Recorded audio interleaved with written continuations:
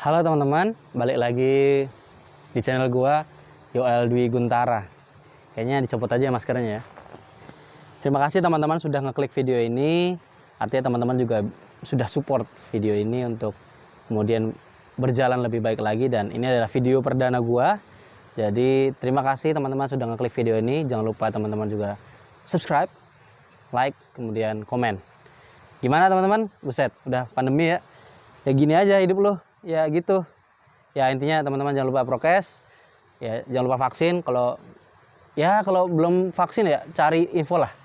Gitu ya, jangan lupa cuci tangan, jangan lupa pakai hand sanitizer, terus jaga jarak 10 meter. Nah, kayak gitulah. Jadi buat teman-teman terima kasih, thank you banget udah support video ini. Kiranya teman-teman juga sehat-sehat selalu. Semua yang udah gue bilang itu teman-teman juga lakuin ya. Oke, segitu aja video yang gue buat untuk perdana yang pertama kali ini.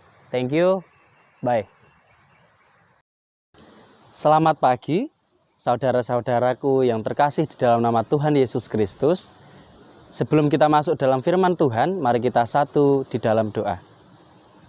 Ya Allah, terima kasih Engkau telah memberkati kami dalam setiap kehidupan kami sampai pada pagi hari ini. Ya Tuhan, kami sebentar akan mendengarkan firman-Mu, kiranya Engkau memberkati Roh Kudus agar kami dapat memahami dan mempraktekannya di dalam kehidupan kami hari demi hari. Inilah doa kami ya Allah, hanya dalam nama Tuhan Yesus Kristus kami berdoa. Amin.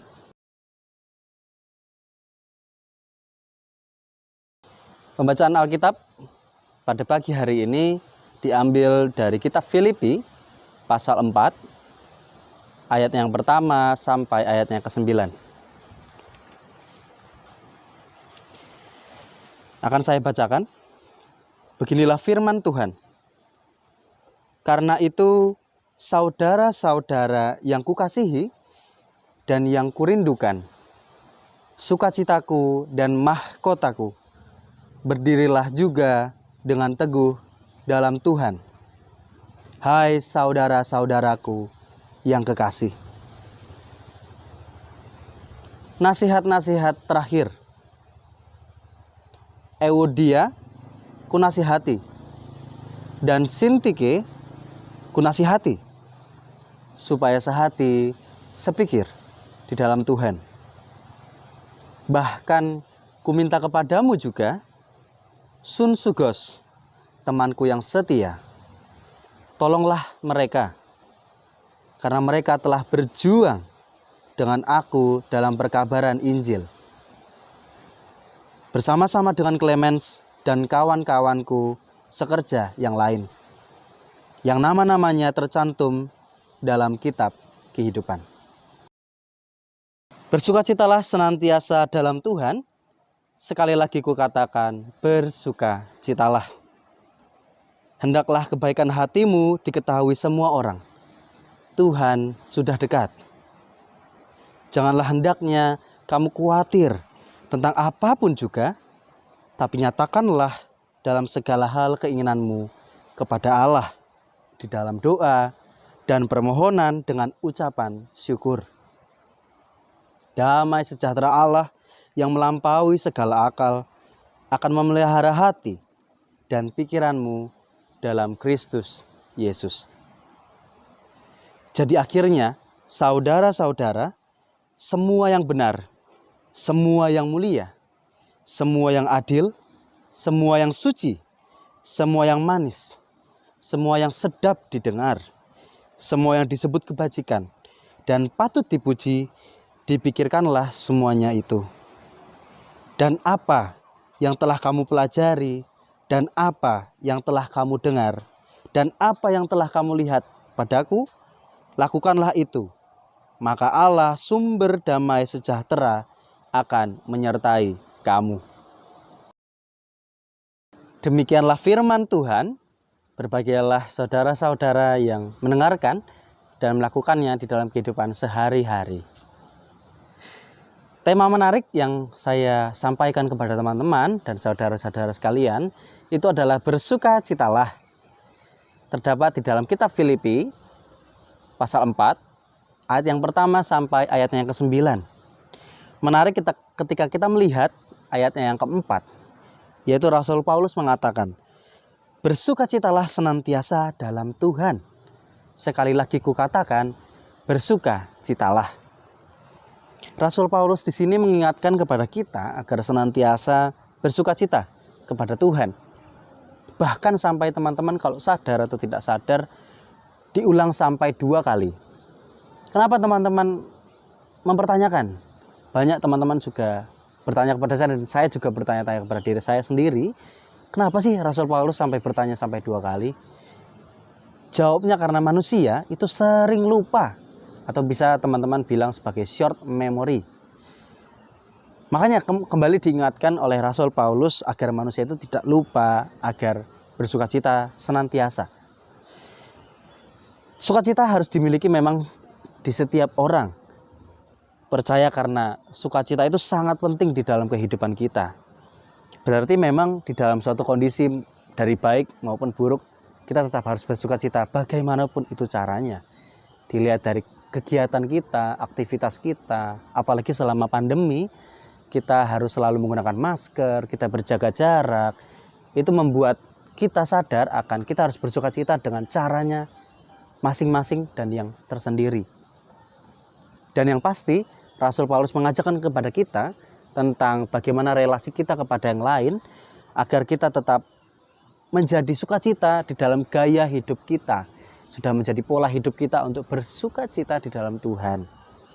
Nah, di sini kita melihat keunikan di dalam Rasul Paulus mengatakan yang sebenarnya, bahwa di dalam keadaan susah, di dalam keadaan tidak punya uang untuk makan, sebagai anak-anak kos-kosan, anak-anak orang-orang yang banyak mencari uang, itu harus bertahan hidup dengan susah, tapi demikian harus kita jalani dengan bersukacita.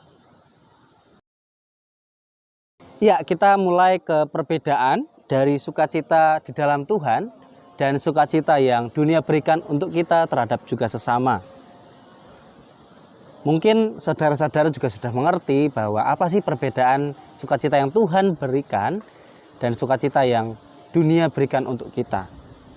Nah, kalau sukacita yang dunia berikan itu memiliki sifat, dan juga Tuhan juga memiliki sifat, yaitu bersifat sementara. Jadi ketika dunia memberikan ke kita sukacita yang bersifatnya sementara, itu hal-hal yang seperti harta, kemudian kekayaan, kemudian bisa juga dengan pangkat, kemudian bisa hal-hal beserta dengan kemewahan.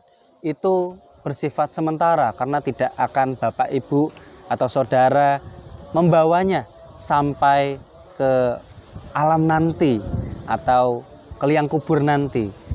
Karena perlu diketahui bahwa sebenarnya dunia memberikan kepada kita itu hanya sementara. Sementara di dunia ini hanya mampir ngombe, seperti itu.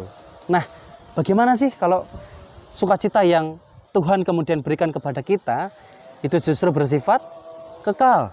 Ya betul, bahwa sebenarnya kita melihat Tuhan itu sudah mengorbankan nyawanya untuk kita, sehingga kita juga dapat memberikan berkat kepada orang lain dan tetap berbuat kebaikan. Nah, dari hal-hal seputar sukacita dari dunia ini juga banyak bersifat materi, seperti uang, seperti pangkat yang sudah saya sebutkan tadi. Nah, hal-hal ini juga pasti akan membuat kita kecewa di dalam kehidupan kita sehari-hari. Itu yang mungkin bisa membuat imun kita sedikit drop. Nah, di dalam kondisi pandemi ini kita harusnya bersyukur atas apa yang Tuhan berikan, Allah berikan kepada kita di dalam setiap kehidupan. Karena kita adalah manusia biasa yang kemudian akan bersyukur setiap waktu. Dan kita akan selalu memanfaatkan kehidupan yang ada, seperti alam bebas, hirup nafas yang sangat-sangat gratis yang Tuhan berikan kepada kita. Nah, sukacita merupakan hal yang penting untuk membangun karakter kita, kemudian menjadi kuat dan tangguh. Sukacita juga adalah suatu hal atau cara pola hidup kita semakin sehat, atau bisa kita samakan dengan apa yang saya katakan tadi, yaitu sebuah gaya hidup yang baik, sehingga kita merealisasikan kepada teman-teman atau kepada jemaat sekitar tentang relasi kita dengan baik. Kita juga memerlukan kondisi tubuh yang fit atau pola hidup kita yang sehat untuk sebelum kita berhadapan langsung dengan jemaat untuk sharing kemudian atau sesuatu yang baik untuk dalam kehidupan kita, dan kita sharing itu sehingga menjadi sesuatu berkat untuk kita. Nah, sukacita juga adalah sesuatu yang saya ungkap di dalam sebuah lagu, yaitu hati yang gembira adalah obat yang manjur, tetapi semangat yang patah mengeringkan tulang. Biasa teman-teman mendengarkan ini di sekolah minggu ya. Itu saya masih kecil, sekitar umur 7 sampai berapa belas tahun.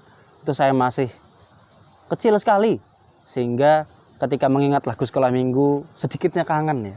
Nah, itu ada di dalam kitab Amsal pasal 17 ayat 22. Akan saya ulang kembali. Hati yang gembira adalah obat yang manjur, tetapi semangat yang patah mengeringkan tulang. Orang yang mempunyai hati yang gembira pasti ada sukacita, dan yang bersukacita pasti mempunyai semangat hidup. Nah, menarik ketika saya pribadi melihat konten-konten YouTube yang kemudian melihat seperti narasi dan lain sebagainya. Mereka membuat konten dengan baik sehingga memberikan edukasi kepada masyarakat agar diam di rumah, agar tetap setia prokes, agar menjaga jarak ketika ada kepentingan tertentu di luar rumah. Nah, hal ini mengingatkan kepada saya untuk tetap setia di kontrakan, tetap setia di kos, tetap setia hal-hal kecil saja untuk kita pentingkan, seperti dari luar kita selalu memakai masker, kemudian setelah masuk rumah itu kita juga setia untuk mencuci tangan dengan sabun pastinya, kemudian atau bisa memakai hand sanitizer, kemudian sebelum makan kita cuci tangan, setelah itu kita mandi, kemudian menjadi tubuh ini fresh dan segar. Itulah bagaimana teman-teman mengatur pola hidup sehat, dan kita diedukasi oleh banyak konten-konten TV atau konten-konten YouTube yang membangun karakter kita untuk menjadi pola hidup yang sehat. Mungkin ada masker yang nanti akan saya praktekkan ke teman-teman. Coba tolong. Siap. Masker ini sangat penting ya, karena ini bisa dapat digunakan dimanapun teman-teman berada. Nah, masker ini bisa melindungi teman-teman dari virus. Misal seperti ini. Memang wajah saya tidak terlalu kelihatan, nggak tahu ganteng atau tidak. Mungkin saya bersyukur bahwa saya ganteng, tapi mungkin menurut teman-teman tidak. Tapi saya percaya bahwa kasih Tuhan itu melihat saya ganteng. Nah, ketika saya berbicara seperti ini, rasanya sangat sumpek, rasanya sangat engap, tidak bisa bernafas dengan bebas. Kemudian dengan adanya masker ini membatasi saya, pendengaran saya dengan orang lain dan juga saya juga. Tapi dengan saya memakai masker itu membuat kita terlindungi akan satu dengan yang lain. Jadi teman-teman, manfaatkanlah prokes yang ada untuk kita tidak terjangkit virus yang sudah merajalela sampai hampir 2 tahun ya. Ini bukan sebagai suatu apresiasi, tapi kita juga tetap harus memiliki ketahanan imun yang baik untuk kita dapatkan. Juga jangan lupa vaksin. Ada 2 ayat yang akan saya sampaikan kepada teman-teman, bisa menjadi kata-kata yang baik atau kata-kata mutiara yang terdapat di dalam Alkitab tepatnya. Terdapat di Injil Yohanes pasal 15 ayat yang ke-11. Teman-teman juga bisa membuka bersama-sama ya. Akan saya bacakan. Beginilah firman Tuhan. Semuanya itu kukatakan kepadamu, supaya sukacitaku ada di dalam kamu, dan sukacitamu menjadi penuh. Kemudian yang kedua ada di Mazmur pasal 37 ayatnya yang keempat. Akan saya bacakan kembali. Beginilah firman Tuhan. Dan bergembiralah karena Tuhan, maka Ia akan memberikan kepadamu apa yang diinginkan hatimu. Nah, akan saya sampaikan juga untuk yang terakhir, yaitu pepatah. Pasti mungkin teman-teman juga sering mendengar, yaitu ada 2 pepatah. Yang pertama adalah senyum, kemudian yang kedua adalah tertawa. Akan saya bacakan ya. Senyum. Sekali senyum, curiga hilang. 2 kali senyum, jadi sahabat. 3 kali senyum, hati penuh damai. 4 kali senyum, beban jadi ringan. 5 kali senyum, rezeki datang, rezeki nomplok. 6 kali senyum, giginya jadi kering.